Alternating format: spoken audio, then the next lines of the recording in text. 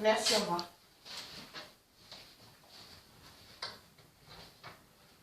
Allez-y, installez-vous, bonjour. Bonjour.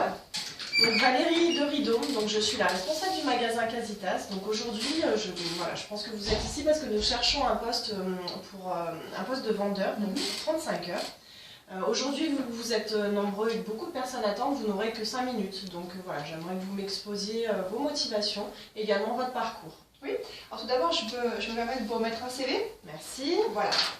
Alors, donc bonjour, moi je m'appelle Cindy Tapi, j'ai 20 ans, je suis très intéressée par le poste que vous proposez puisqu'en fait j'ai validé moi-même un CAP de vente en 2015.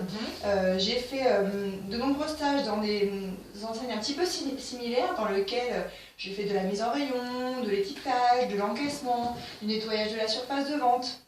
Donc les stages se sont globalement très bien passés, même si c'est vrai, c'est pas toujours facile avec les clients. Voilà. Du coup, le poste est en CDD, juste je voulais savoir, est-ce qu'il y a une évolution qui est possible? Donc pour l'instant c'est un remplacement, hein, donc par contre si vous faites vos preuves, on pourra peut-être étudier voilà, l'opportunité de pouvoir pérenniser le poste. D'accord. Voilà, donc par contre sur votre CV, de ce que vous m'avez dit, vous avez fait quand même beaucoup de stages. J'ai d'autres personnes que j'ai reçues, que je vais recevoir qui je pense ont de l'expérience, donc voilà, j'aimerais bien savoir pourquoi je vous prendrais vous plutôt qu'une autre. Hein. Eh bien c'est vrai, j'ai fait beaucoup de stages, mais tout d'abord, c'est des enseignes similaires. Il faut savoir que l'enseigne de la décoration me plaît beaucoup, c'est un milieu qui me passionne.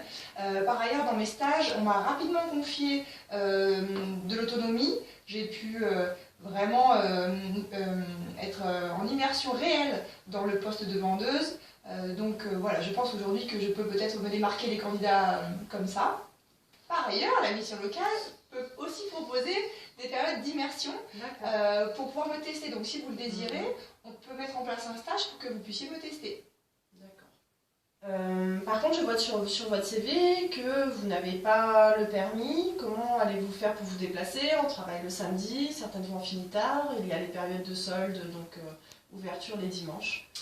Alors concernant les samedis, c'est vrai que durant mes stages, j'ai souvent été amenée à remplacer mes collègues, à effectuer des heures supplémentaires, donc ce n'est pas un problème pour moi. Par ailleurs, dans mes stages, c'est vrai que je n'ai pas le permis, et il est en cours d'ailleurs, je pense l'obtenir d'ici 2 mois, avec un peu de chance. Par contre, j'ai toujours utilisé les bus, et ça s'est toujours bien passé, j'arrivais tout le temps en avance, donc je n'ai jamais eu de problème de ponctualité, bien au contraire. D'accord. Donc vous pourrez compter sur moi sans problème. Merci. Bon, bah très bien. Je pense donner une réponse mardi. Donc j'ai vos coordonnées, je pense qu'elles sont à jour. Voilà, et puis je vais voir d'autres candidats. Merci beaucoup. Très bien, merci beaucoup de m'avoir reçu. Au revoir.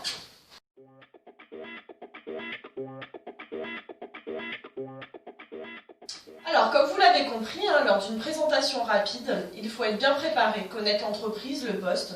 Il faut savoir rapidement exprimer ses compétences, ses goûts, sa motivation. Pourquoi vous êtes là et pourquoi l'employeur vous choisirait plutôt qu'un autre. Voilà. Il faut aller à l'essentiel. Alors, j'ajouterais, Madame Rideau, que effectivement, c'est pas parce qu'on a fait que des stages qu'on ne peut pas valoriser son expérience et qu'on ne peut pas être quelqu'un de motivé sur qui l'on peut compter. En ce sens, on peut se démarquer. Pensez aussi qu'il faut être présentable, poli, qu'il faut regarder dans les yeux, être sûr de soi et surtout, le sourire est de mise, mais pas le rire. Bonne fin de journée. Bonne chance.